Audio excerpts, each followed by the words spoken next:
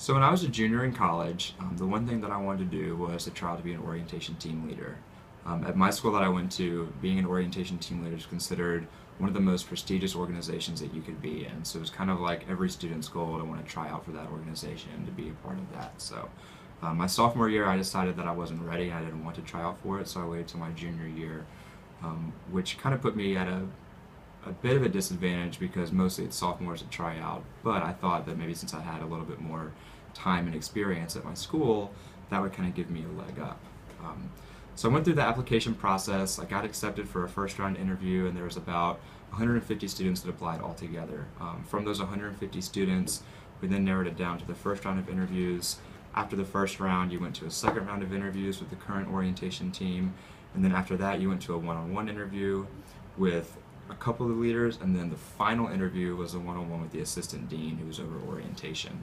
So I made it through all four of those interview rounds and got through the final round, and then on the day before Thanksgiving break, I got an email saying that I did not get the position as orientation team leader. So at that point I was feeling very discouraged, very disheartened, because that was going to be my summer plans for that entire summer. It was just the one thing I wanted to do. It was the one thing I had my heart set on, and I kind of went into it thinking that, oh, I've got this. I felt confident, I felt good about it, but when I got that news, I just felt really devastated. I was kind of embarrassed too, because people were asking me, they're like, "Did you get it? Did you get it?" They're expecting me to get it, and I didn't. I had to tell them no, so I had to go home over break. And I felt good about going home over break, that I wouldn't have to see anybody, I wouldn't have to deal with anybody, and I look back on that now, and I realized that was probably not the right way of looking at it, because I was trying to just avoid the feelings altogether and avoid the situation and dealing with that. So when I got back to school after Thanksgiving break, I looked and I thought to myself, well, there's only a couple of things I can do.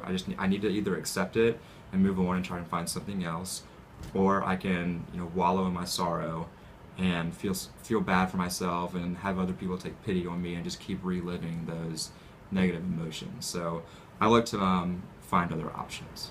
So when I was evaluating my options and what I had to do, I thought, well, I don't just want to sit here and not do anything about it.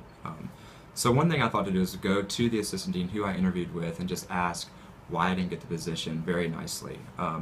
Just wondering, not in a bitter way of like, I should have gotten this or I deserved it, but wondering exactly what I could have done better or how I can then improve myself for the future in case this ever happens again. And the one thing she said to me was that, you interviewed great, you had all the things that we needed, but when it came down to choosing the final team, it just wasn't the right fit. And there's a lot of people that really met all the qualifications and they had all the skills that they needed and they had the experience and they looked like they'd be great for the job, but in the end it just came down to fit, and we needed a team that could really work cohesively together. And unfortunately, that was not something for me, that I just wasn't going to be part of that team. So I counted my losses. Said, okay, I got to find something else to do. I need some plans for this summer. One of the things that I was about to do is I was about to start grad school the following year after my senior year. So I had this summer in between my junior and senior year to really do something that was related to what I wanted to do for grad school. And I thought that being an orientation team leader was going to be that for sure. So it turns out, though, that another fellow who I interviewed with, who also didn't get it, said, well, you should really look into doing this over the summer. It's working for another department on campus, getting a lot of good experience. So I went and I applied for that. I made it through about 2 rounds of interviews and was offered a position through that. And it turned out great. I ended up being able to work with them that summer, and then the following school year, during my senior year, I was offered a student worker position with them to stay on the entire year. And then when I graduated, I was offered a temporary staff position with that department too. So what I really learned from that is that we all want certain things, whether it's to be in the leadership position in our fraternity, sorority, or organization on campus, whether it's to get this top internship or this top job or this top grad school assistantship upon graduation. We all want these certain things, and we have goals and we set our eyes on those goals. But sometimes, even though we think everything's lined up the way it should be and that we're the perfect match and that we've done everything to just set things in place, sometimes those don't happen. And sometimes it may not be our fault. It may not be anything bad against us. It might just be the circumstances. It might just be what's going on in the environment.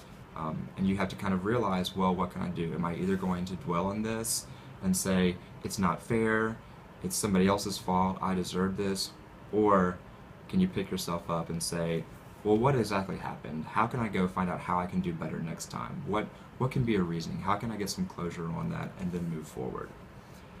Another lesson I learned is that all things happen for a reason.